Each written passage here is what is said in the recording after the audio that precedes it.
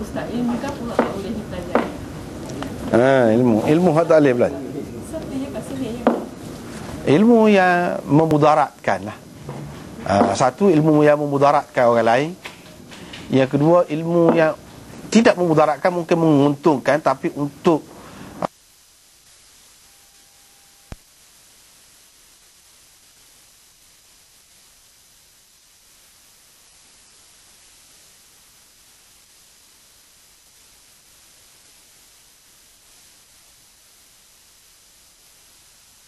walaupun dengan maksud baik, tak boleh. Itu haram. Jadi satu, maksud ilmu. Kalau ilmu itu misalnya sahih, tak ada untuk kebaikan, tak boleh. Yang kedua, jalan dia tu. Kalau ilmu tu molek, misalnya tak elok, bila tak elok, kita kata dengan orang kafir pun, tapi cara nak boleh tak elok tu, kena amalkan amalan-amalan yang salah. Tak boleh. Haram. Dua tu lah kalau dari segi kaedah. Kemudian perincian dia tu tak boleh tengok sebenarnya. Boleh tengok.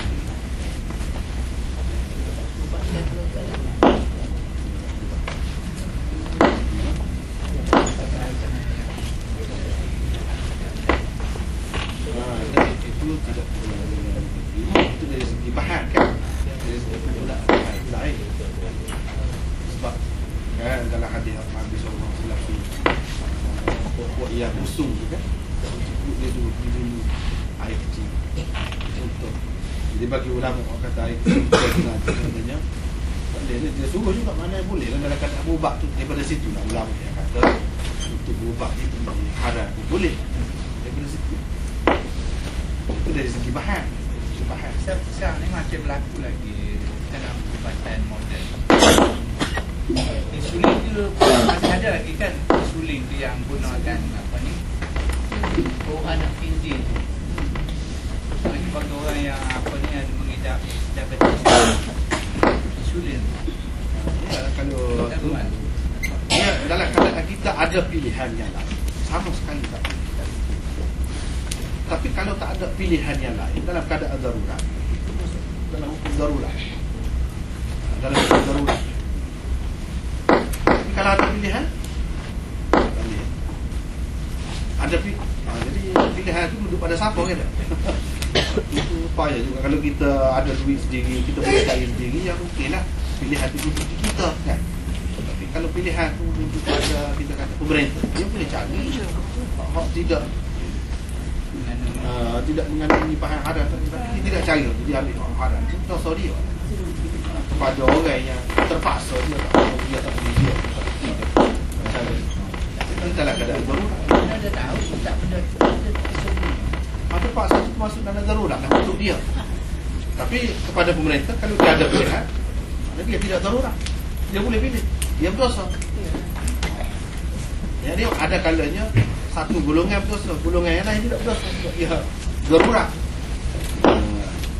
Tapi kalau pemerintah dia darurat tak ada lah, faktu dia. Tak dapat, artinya dia darurat juga. Dia darurat juga. Itu masalah faham. Tak ada kena-mena dengan ilmu. Cuma ada kena-mena dengan ilmunya kalau berkait dengan benda haram tadi. Misalnya dia, kita orang Islam ni, kita belajar jadi fardu kifayah, belajar kimia apa semua ni, untuk nak mengesahlah bahan-bahan. Kalau tidak, orang boleh tahu.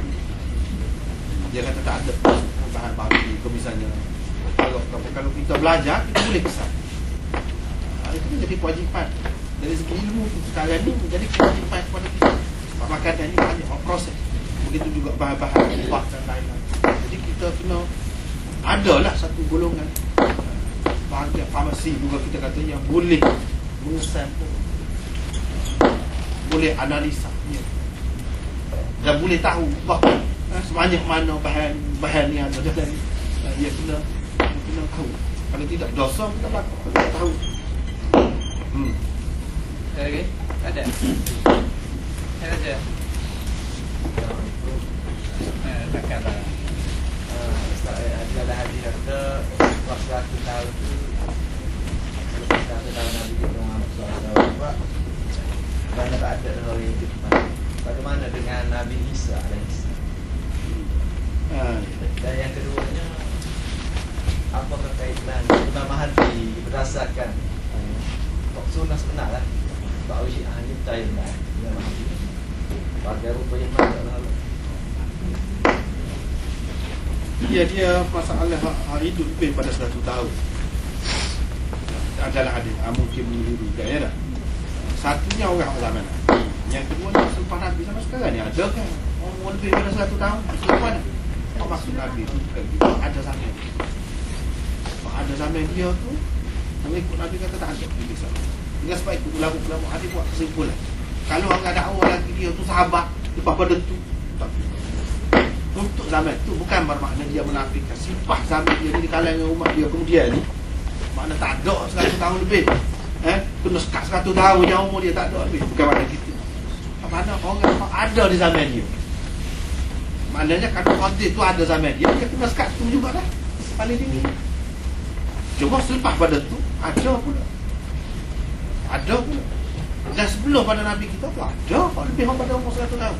Maksudnya kau ada di zaman. Satu. Yang keduanya masalah Nabi Isa. Dia hidup sebagai mukjizat. Itu lain. Di kalangan ulama kita pun ada dua. Kenapa? Sebab jumhur ulama mengatakan dia tu masih hidup. Dia bal rafa'ahullahu ilaih. Wa in min ahli kitab illa la yu'minan nabihi qabla mautih. Dan macam-macam lah pendapat ulama yang menyebutkan dalil-dalil tu Nabi Isa ni masih ada. Kita terima hal tu. Kalau kita terima hal tu pun tidak jadi masalah sebab dia bukan duduk di alam ni.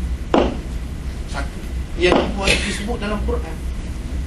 Dan itu adalah mukjizat lain cerita. Tentang Khadir tak ada dalam Quran. Dalam hadis pun tak ada sebut sebagai mukjizat. Jadi kita tak boleh terima hal tu kecuali kalau ada dalil. Berkenaan dengan Nabi Isa tu ada dalil. Ada dalil. Dengan sebab itu kita boleh terima. Apalagi dia bukan duduk di alam ni, alam dunia ni lain. Itu tak jadi masalah berkenaan dengan Nabi Isa. Kemudian kalau kita kata orang lain, dia kena ada dalil. Imam Mahdi ke, Khadir ke, orang kata Nabi Ilyas ke, kena ada dalil. Kalau tak ada dalil, kalau kita percaya juga kalau tak ada dalil tu dia rosaklah kita, dari segi kita. Dia kena ada dalil. Dalil pula kena dalil yang mutawatir sebuah Quran ataupun hadis mutawatir. Nanti tak boleh hadis-hadis biasa ni kalau sahih. Ni hak sahih pun tak ada. Ada ni hak maudhu', hak palsu. Jadi tak boleh pakai. Berkenaan. Kemudian di kalangan ulama kita ni ada juga yang mengatakan Nabi Isa tu pun hak turun tu dia kata ni majas semua ni. Ini simbolik kata dia. Bukan maksud sebenarnya Nabi Isa tu turun. Maknanya kedamaian itu akan turun. Itu dia kata gitulah. Itu pendapat dia. Nabi Isa tu sudah mati tak? Kalau kita terima mati dah habis cerita lah. Ada dalam hal itu. Ni kalau kita terima Nabi Isa tu masih ada lagi. Lagu mana? Kita boleh terima sebab ada dalil. Tentang Imam Mahdi, Syiah kata tak mati lagi gapo. Tak ada dalil. Ya, untuk apa mukjizatnya dia bukan Nabi. Tak kena mengena. Jadi itulah jawapannya. Kemudian apa tadi? Soal lagi tadi. Imam Mahdi. Imam Mahdi pun kata itulah. Hak sebenarnya itu pun suka juga. Kalau Nabi Isa itu lebih kuat lagi dari segi hadisnya. Ada ulama ahli sunnah yang mengatakan itu simbolik. Imam Mahdi ni lagilah simbolik. Dia faham gitu. Pada Imam Mahdi ni tidak wujud dalam bentuk orang sungguh, tapi dalam bentuk pembelaan daripada Allah SWT. Gitu. Ada yang faham gitu, tapi ada yang faham juga. Ulama-ulama hadis ramai yang faham Imam Mahdi itu memang manusia. Dan akan ada. Dia tu bukan masalah umur panjang. Kalau mengikut kita ahli sunnah, dia akan lahir seperti orang lain. Siapa masuk dia akan lahir. Begitu. Bukan makna sebuah Imam Mahdi Syiah dia kata lahir dah. Dia mengair. Dia mengair pun jadi tak matilah. Dia tak sampai masa lagi dia keluar. Adapun orang-orang ahli sunnah diterima Imam Mahdi pertamanya pun lain. Dengan Mahdi Syiah Muhammad bin Abdullah, Muhammad bin Hasan Askari. Kemudian ni dia tidak lahir lagi. Sampai masa tu dia akan lahir. Dan memang wujud oleh daripada anak Nabi sallallahu alaihi wasallam. Sampai masa dia akan lahir, tapi bukan sebagai Nabi, sebagai sebagai muslih, sebagai orang yang memperbaiki keadaan masyarakat, orang yang membela orang Islam di akhir zaman. Dan itu menjadi mukjizat kepada Nabi kita, benda yang tak ada kami dia orang. Apabila sampai masa mungkin dan kita tak tahu lah orang yang dan dia akan apa. Itu satu mukjizat. Dan hadis dia tu tidak sekuat hadis Nabi Isa. Walau bagaimanapun mutawatir juga. Mutawatir maknawi. Mutawatir maknawi. Dengan sebab itu ramai ulama memasukkan dia ni sebagai akidah juga, sebab dia mutawatir. Siapa Nabi Isa tu? Nabi Isa tu orang juga. Bukan maksud simbolik-simbolik, tidak. Itu ada dua pendapat lah. Hak lebih kuatnya iaitu betul, hak sebenar. Nabi Isa tu kita tak mati lah. Jadi hak kata ini mutawaffi kawarafi'uka, setengah orang dia ditafsirkan mutawaffikan itu dengan makna memati. Mutawaffi itu tidak semestinya makna mematikan. Tidak semesti makna mematikan.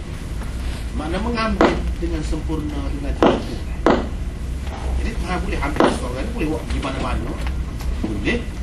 Sebab kita nak sembunyikan seseorang itu, kita nak letak di mana-mana tempat. Kita boleh.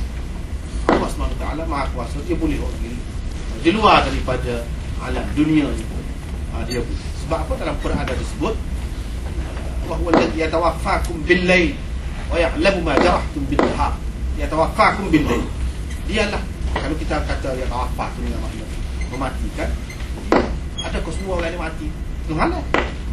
Yatawaffakum bil-lail. Yatawaffakum bil-lail itu maknanya Tuhan buat kita ni jadi tidur tu mana? Dia ambil ruh, orang panggil yaqazah, ruh sedar kita. Dia ambil itu makna yatawaffah tu. Bukan makna yatawaffah, makna mati. Kalau kita pakai yatawaffah tu ni makna mati, makna orang ni kena mati tengah malam lah. Dah tidak begitu. Itulah benarnya yang jadi khilafnya di situ lah. Yang lebih kuatnya tidak mati. Nabi Isa tidak mati. Dan dia akan mati. Dan dia mari bukan sebagai Nabi akhir zaman, bukan bawa syariat dia. Setengah orang dia kata kalau Nabi Isa mari, maknanya lebih kuat lagi lah ajaran Kristian. Tidak, dia mari, dia pakai ajaran Nabi kita. Tuhan adalah ini makna tidak kuat Kristian, kuat kita. Bahkan orang Kristian ubah ajaran tu. Orang Kristian buat salib, dia akan patahkan salib. Orang Kristian makan babi, padahal asalnya tak boleh makan babi. Kristian ubah ajaran dia, dia akan bunuh babi pada kita. Dia akan bunuh babi. Nabi SAW sebut, bukan makna nak ayat pemerintah kena bunuh babi. Tak. Pemerintah Islam tak boleh kena bunuh belakang.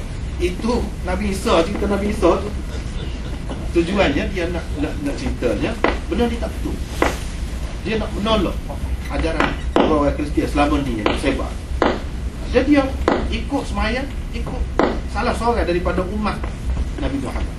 Dia nak celaka, dia jadi mengisyaratkan dia tidak nak jadi ketua. Tidak menjadi ketua, tidak membawa syariat dia semayang percaya kita. Itulah Allah. Jadi tangguh lah sekali ini temanya. InsyaAllah kita sambung ada